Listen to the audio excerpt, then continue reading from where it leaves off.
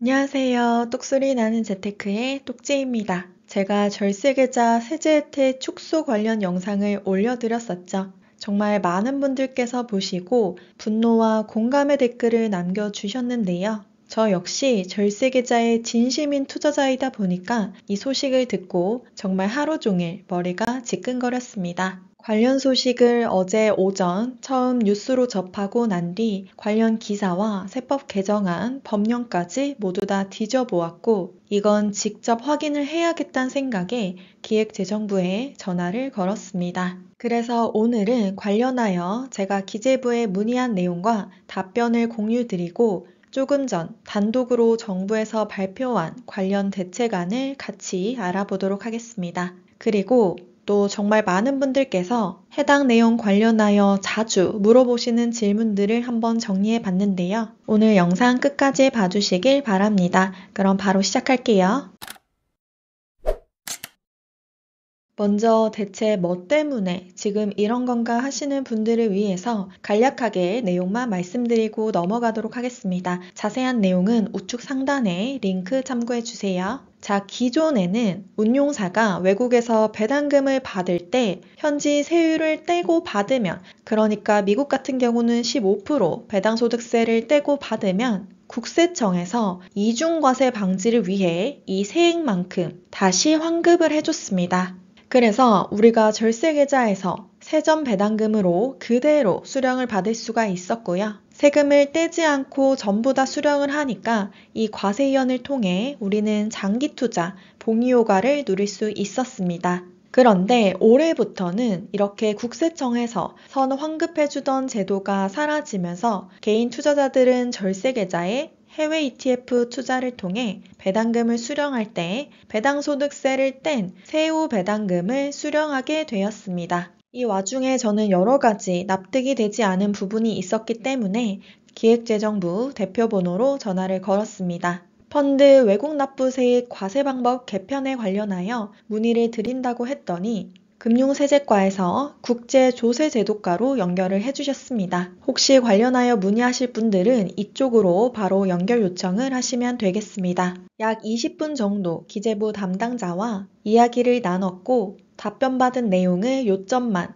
정리해서 알려드리도록 하겠습니다. 해당 법은 이미 시행 중이라고 계속 말씀을 하셨고요. 제가 이중과세되는 부분은 부당한 것이 아니냐라고 물었고 기재부에서는 이중과세를 인지 못하고 있는 것은 아니다. 다만 연금계좌처럼 긴 시간 데이터를 누적해야 하는 것이 있기 때문에 이것들은 시스템 개발에 시간과 노력이 더 필요하다. 그래서 추가적인 검토가 필요한 상황이다 라고 계속 말씀을 하셨습니다. 덧붙여서 이미 연금계좌 같은 경우에는 기존에 외국에서 납부한 세액보다 훨씬 더 많은 세액을 국세청에 선환급한 시스템을 통해 과다하게 지급받고 있었다라는 부분도 계속 강조를 하셨고요. 그래서 다른 납세자 입장에서 봤을 때 조금 불합리한 부분이 있었고 그렇기 때문에 이번 개정안을 통해서 이것을 정상화, 합리화한 것뿐이다 라고 하셨습니다. 그래서 그런 개인 투자자들이 연금계좌에서 장기 투자하는 메리트가 도대체 뭐냐라고 물었고 이에 대한 답변은 국내에 납부할 세액이 있다면 또 납부를 해야 하지만 연금계좌 ISA 계좌 내에 있으면 과세이연으로 이걸 계속 운용하게 해준다. 이 혜택은 여전하다라고 말씀을 하셨습니다. 그래서 저는 처음에 이게 이해가 잘 안 가서 몇 번 여쭤봤더니 이게 종합소득세를 말씀하시는 거더라고요. 그래서 정리를 해보자면 기존에 과다하게 혜택을 받고 있었기 때문에 이것을 정상화한 것뿐이고 관련하여 시스템 개발에 조금 더 시간이 필요하다. 그리고 이런 부분은 충분히 인지를 하고 있다. 이렇게 정리할 수 있을 것 같습니다. 예상했던 것처럼 원론적인 답변밖에 받지 못했고요. 약간 이건 당연한 건데 왜 이게 문제가 되냐라는 느낌을 받았습니다. 어찌됐든 해당 소식을 접하신 분들이라면 저처럼 혼란스러울 수밖에 없는데요. 그래서 관련하여 질문도 굉장히 많이 남겨주셨습니다. 그 중에서 가장 많이 저한테 질문 주시고 헷갈려 하시는 부분들만 골라서 한번 정리를 해봤습니다. 다만 아직 100% 모든 것이 확정된 상황이 아니기 때문에 중간에 충분히 변동이 있을 수 있다는 점 감안하고 들어주시면 감사하겠습니다. 첫 번째, 절세계좌 내에서 국내 상장 해외 ETF 투자로 배당금을 받을 수 있잖아요. 그런데 이것은 배당 소득세이지만 기존과 동일하게 분리과세됩니다. 즉, 다른 종합소득과 합산하여 과세되지 않고요. 아직까지는 건보료에도 영향이 없습니다. 우리가 일반 계좌에서 이자소득, 배당소득이 연 2천만 원을 초과하면 금융소득 종합과세자가 될 수 있는데 이 절세계좌 내에서는 배당금을 받아도 이 종합소득에 합산되지 않습니다. 두 번째로 또 많이 질문 주신 부분이 뭐였냐면 우리가 절세계좌 내에서 국내 상장 해외 ETF 투자하면 매매 차익이 있을 수 있잖아요. 그런데 이것도 배당소득세인데 매매 차익으로 발생하는 이 배당소득세는 기존대로 저율과세되고 과세 이연됩니다. 즉, 계좌 내에서 사고 팔고 하더라도 연금을 개시하거나 ISA 계좌 만기 해지하기 전까지는 과세가 이연됩니다. 순수하게 주식에서 나온 배당금, 해외에서 받아온 배당금에 대해서만 과세 이연과 저율과세 효과가 사라진다고 보시면 되겠습니다. 다음으로 절세계좌 안에서 국내 주식형 ETF에 투자할 경우 기존대로 배당소득세 떼지 않고 세전 배당금으로 그대로 입금됩니다. 다음으로는 국내 상장 해외 ETF 중에서 커버드콜형 관련된 질문입니다. 이 커버드콜형은 분배율이 높은 것이 특징인데 이 분배 재원에는 배당금도 들어있지만 옵션 매도 프리미엄이 같이 존재하게 됩니다. 그래서 이 중에서 배당금 부분만 세금을 떼고 들어오고요. 옵션 매도 프리미엄은 그대로 다 들어온다고 보시면 되겠습니다. 관련 기사도 있어서 가지고 와봤는데요. 옵션 프리미엄이 분배금의 주요 원천인 커버드콜 ETF는 해당 사항이 없다. 왜냐하면 옵션 프리미엄에 대해 해외에선 과세하지 않기 때문입니다. 앞으로 이 부분도 우리가 잘 활용을 할 수 있는 포인트일 수 있겠죠. 다음으로 ISA 계좌 관련된 내용인데요. 제가 기사를 조금 찾아봤는데 내용이 다른 부분이 있더라고요. 한국경제신문 같은 경우는 ISA 계좌 만기 시 이미 낸 배당소득세 15%가 9.9%보다 더 많기 때문에 9.9%대에서는 세금을 물리지 않아 이중과세를 방지하겠다는 관계자의 설명이다 이렇게 되어 있었고요. 연합뉴스 자료에 따르면 ISA 계좌도 비슷한 문제가 있으나 상반기 중에 기존 혜택을 유지하는 실무 가이드라인을 업계와 기재부가 만들고 법령 정비를 하기로 했다라고 되어 있습니다.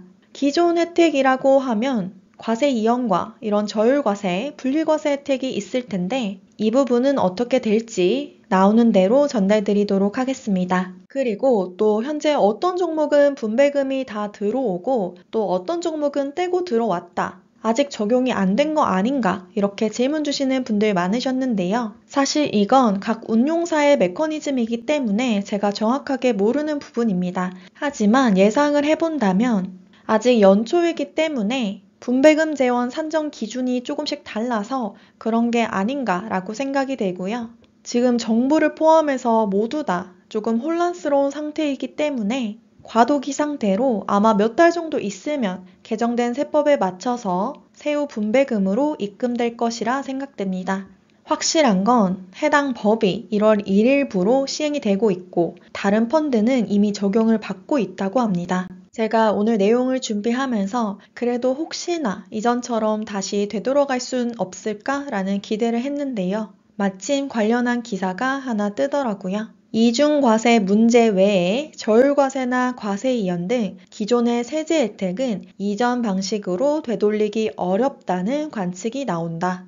정부에서는 과도한 혜택을 합리적으로 바꾼 비정상의 정상화라는 입장을 계속해서 고수하고 있기 때문이다. 저도 역시 기재부에 전화를 해보니까 정말 이게 완강한 태도를 보이시더라고요. 그리고 또 금투업 관계자는 이렇게 국세청이 보전해주는 금액이 세수 펑크가 우려되는 상황에서 올해부터 반드시 시행해야 한다고 판단했을 것이라며 최근에 미국 주식 배당주 ETF의 인기가 치솟으면서 더욱 부담되는 면이 있었을 것 같다라고 말했다고 합니다. 덧붙여서 이렇게 외국 납부세액을 환급해주는 제도가 사실상 없고 한국이 유일하다라고 보고 있다고 하는데요. 과거에는 국내 펀드의 자산운용 대상의 폭을 해외로 넓히고 이런 과세 불형평을 해소한다는 목적으로 이런 공제받는 제도를 시행했는데 현재는 미국 주식을 더 국내 주식보다 선호하기 때문에 이러한 제도 취지는 시대에 뒤떨어진다는 지적도 있다고 하네요. 어찌됐든 이번 건은 개인 투자자에게 미치는 영향이 큰 데다가 2021년 시행이 예고됐던 제도임에도 사전에 충분한 고지가 부족했다는 비판은 불가피할 것으로 보인다고 되어 있습니다. 그리고 한 운용사 관계자는 3년 전에 예고한 정책이라고는 하지만 투자자 입장에선 과세 혜택을 줄 테니 장기 투자라는 정책을 뒤집은 거나 마찬가지라고 꼬집었다고 하는데요. 저도 정말 같은 입장입니다. 물론 기재부 입장에서는 원래 시행하기로 했던 법안이고 다 이야기를 했었는데 왜 이제 와서 이러나 라는 입장이지만 요즘 해외 ETF 투자가 붐인 걸 안다면 사전에 조금이라도 언지를 해줄 수 있었던 건 아닌가 이런 아쉬움은 계속 있습니다. 왜냐하면 해외 배당 ETF 투자로 그런 노후 준비나 투자 포트폴리오를 짜신 분들도 굉장히 많거든요. 그분들은 또 갑자기 전략을 바꿔야 되는 상황인데 시행은 하되 미리 사전에 얘기를 계속 해줬다면 지금보다는 논란이 적지 않았을까 이런 생각이 듭니다. 그래서 이중과세는 어떻게 할 건데? 라는 주제로 관련 기사들을 제가 모아봤는데요. 가장 처음에 뜬 뉴스에는 뒤늦게 이 문제를 인지한 기재부는 함께 후속 대책 마련에 나선 것으로 파악됐다 라고 되어 있습니다. 아니 3년 유예 기간 동안 뭐 하고 이제 와서 이렇게 하는 건지 진짜 이해가 안 되고요. 다만 제도가 복잡해서 최소 올해 안으로는 해결이 어려운 것으로 전해졌다라고 되어 있습니다. 제가 기재부에 연락을 해봤을 때 이건 작년부터 지속적으로 검토를 하고 있던 부분이다 라고 말씀을 하셨지만 제가 볼 때 이 이중과세 부분은 논란이 된 뒤에 황급하게 법 개정을 하려는 게 아닌가 라고 생각이 되고요. 만약에 알았다면 완전한 시스템이 갖춰지기 전까지 유예를 했어야죠. 두 번째로 올라온 기사는 발생한 배당 수익에 대해서 연금소득세를 환급해주는 방안으로 추진한다 라고 되어 있었습니다. 이게 어제 저녁 신문인데 논란이 불거지니까 이중으로 내게 되는 연금소득세는 환급해주겠다 이렇게 바로 기사가 났습니다. 그리고 오늘 관련하여 단독 기사가 또 났는데요. 정부에서 연금계좌 해외 ETF 배당 세 공제율 만든다 라는 기사였습니다. 주요 골자는 현행 외국납부세액 공제 제도는 펀드별로 계산을 하도록 되어 있는데 연금 같은 경우는 운용 수익, 이자 수익 등 모든 수익을 합산하여 실제 투자자가 연금 소득을 지급받을 때 과세하는 구조이기 때문에 펀드별 계산이 사실상 불가능하다고 합니다. 수많은 데이터를 누적하여 전산 시스템을 구축해야 한다는 문제가 있다고 덧붙였는데요. 가령 예를 들어 20살에 연금계좌에 가입하여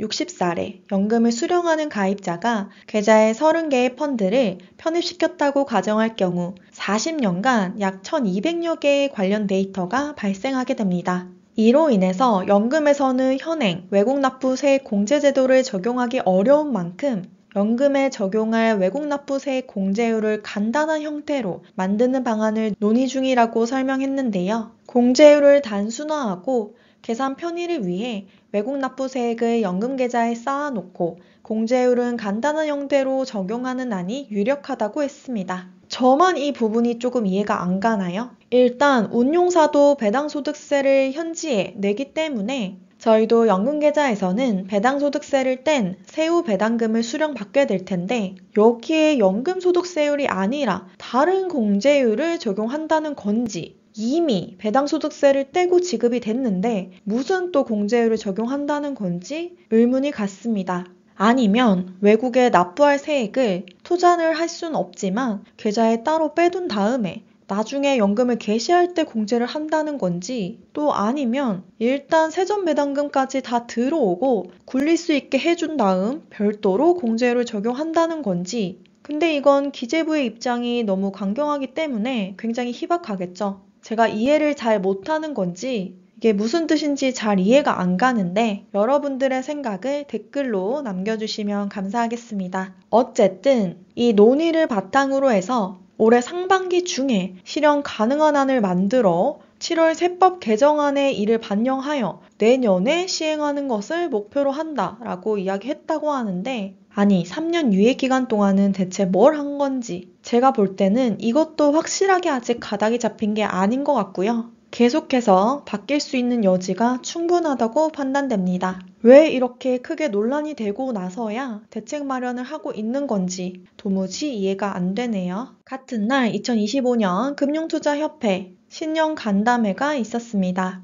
여기 금투협 회장님께서도 이번 해외 ETF 등 해외 자산 배당 소득의 세제 변경으로 절세계좌 혜택이 줄어든 것과 관련해 금투협이 입장을 내놨다고 하는데요. 펀드를 편입하는 ISA라든지 퇴직연금 계좌 쪽에서는 고려하지 못한 부분이 있었다. 이중과세 문제를 해결하기 위해 기획재정부와 논의를 지속적으로 하고 있다. 다만 협회는 정부가 기존 면세 혜택 중 일정 비율을 국고에서 부담했던 만큼 세제 개편 논의가 불가피하다고 보고 있다고 전했다고 하네요. 어떤 분들이 보시면 왜 이렇게 난리야 라고 생각하실 수도 있습니다.